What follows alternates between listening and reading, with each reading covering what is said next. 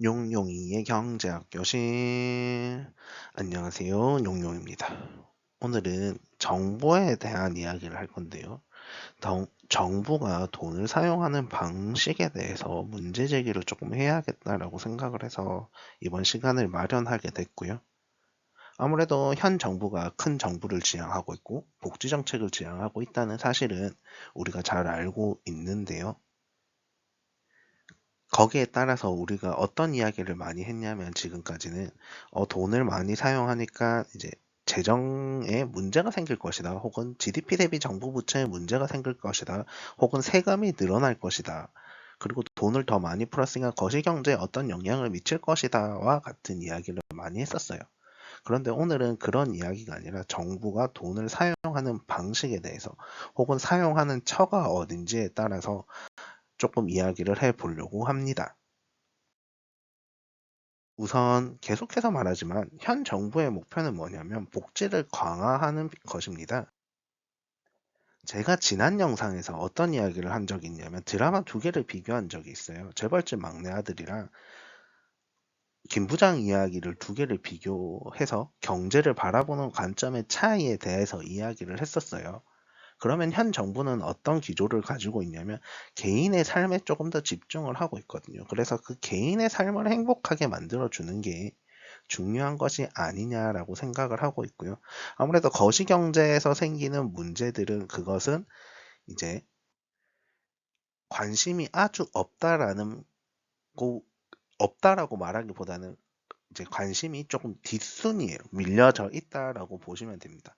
그래서 이제 전에도 비교할 때 어떤 이야기를 했었냐면 재벌집 막내 아들 같은 경우에는 우리나라 거시경제 흐름을 되게 중요하게 여겼어요. 그래서 이 흐름을 어떻게 변화하고 우리 국민의 대다수가 어떻게 살지에 대한 이야기를 했었는데 김 부장 이야기는 조금 다르잖아요. 김 부장 이야기는 개인의 삶에 조금 더 집중을 했었거든요.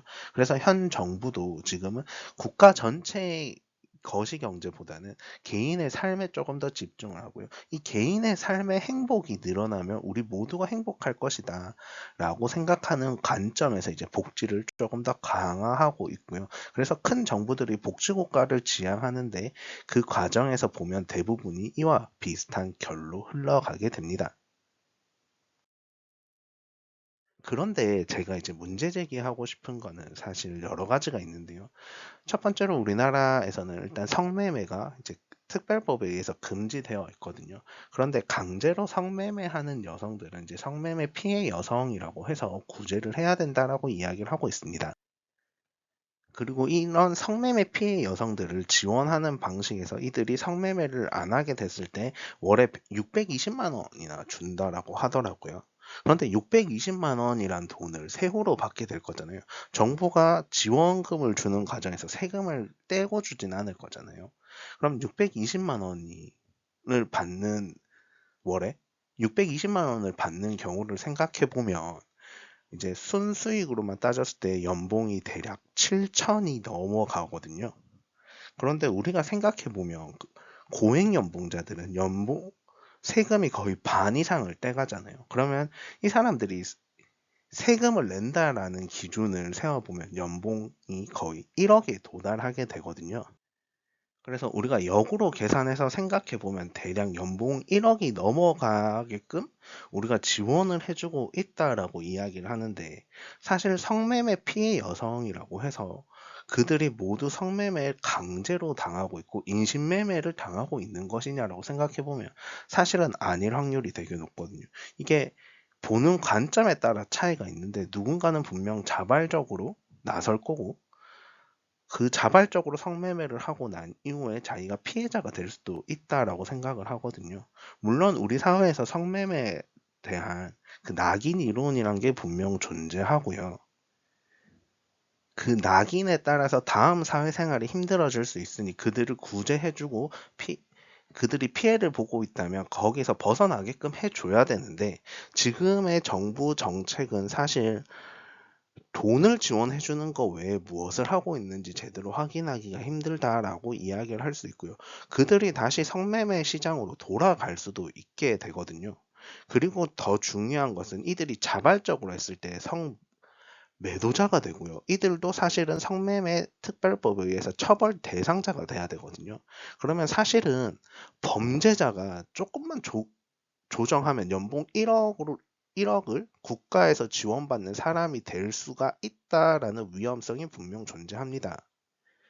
그리고 이 문제가 뉴스에 나오면서 가장 이제 핫해진 게 어떤 사건이냐면, 어떤 성매매 피해 여성이라고 주장하시는 여성분께서 SNS에 자기는 월에 정부로부터 얼마의 지원을 받고 있는데, 이제 그래서 그 돈을 가지고 유럽 여행을 하고 있다. 그런데 그 돈이 줄어서 620만 원이 되었다.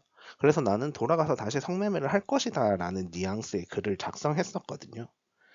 그렇게 봤을 때 그는 사실은 이제 성매매 피해 여성이라고 볼 수 있느냐라는 생각을 해볼 수 있고요.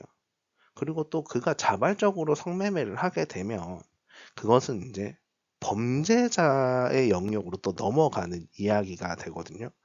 그래서 이제 그 범죄자들에게 우리가 월에 620만 원, 세전으로 따졌을 때 이제 연봉 1억이 넘는 돈을 지원해 줄 필요가 있는가라는 생각을 해보고요. 그리고 우리가 성매수자에 대해서 지금 비판을 많이 하고 있는데, 성매도자에 대한 비판은 거의 없어요. 사실 성매매는 매수와 매도가 만나서 매매가 이루어지는 거거든요. 그런 관점에서 저는 사실 개인적으로 이제 성매매 특별법에 대한 조금 퀘스천 마크가 있거든요. 어차피 이게 산업으로 될 거라면, 그리고 어차피 이게 없어지지 않을 산업이라고 생각을 하고요. 어차피 이게 법으로 제재한다라고 했을 때 더 음지로 갈 확률이 높아지거든요. 더 음지로 가면 이건 더 범죄와 연관이 될 확률이 높아지고요. 그러면 이제 성매매 피해 여성이 더 증가하게 될 거잖아요. 차라리 그럴 때 이것을 양지화시키는 방법에 대해서 고민을 해봐야 된다라고 생각을 하고요. 그리고 그 양지화시키면서 거기에서 세금을 매기면 오히려 우리나라가 지금 돈을 더 많이 쓰고 있는 상황에서 큰 정부를 지향하는 방향 속에서 거기서 증세가 이루어지면 세금을 많이 거둘 수 있잖아요. 그럼 국가 재정에도 도움이 되지 않을까라는 생각을 해봅니다. 또 반대로 어떤 사태가 벌어졌냐면 국방비 미지급 사태가 발생했어요. 그래서 국방비가 1.8조가 미지급이 됐는데, 여기에는 어떤 게 있냐면 뭐 전차를 구매한다든지 혹은 뭐 물품을 구매한다든지 하는 비용도 있는데, 또 거기에 포함돼서 군인들에게 주어져야 될 수당이 미지급되었거든요.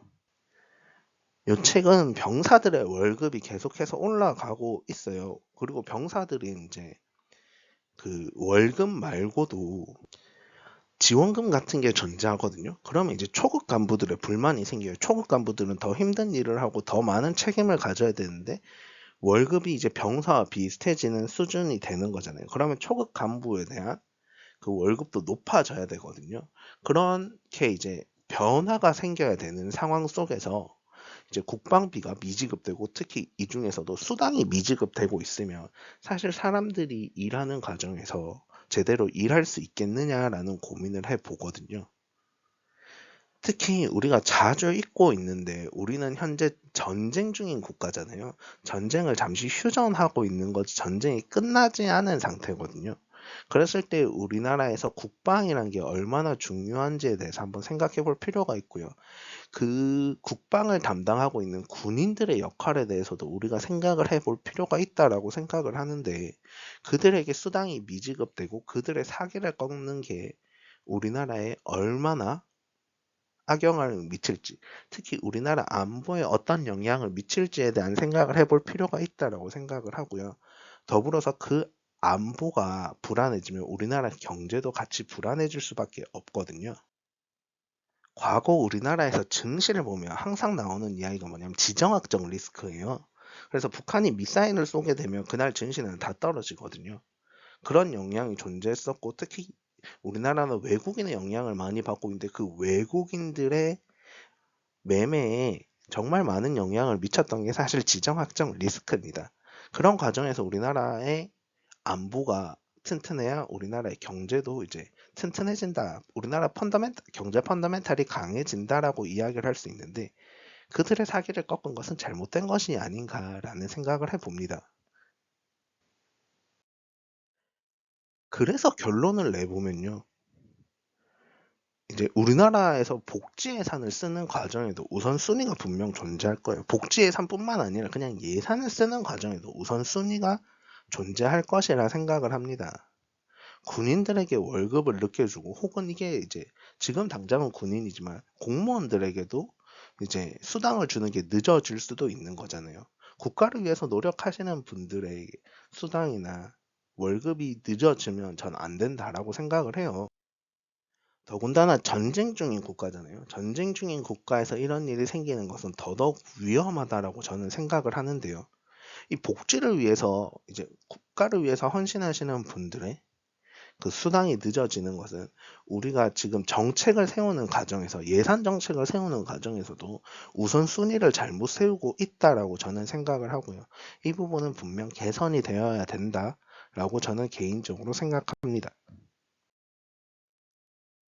질문 있으시면 댓글로 남겨주시고요.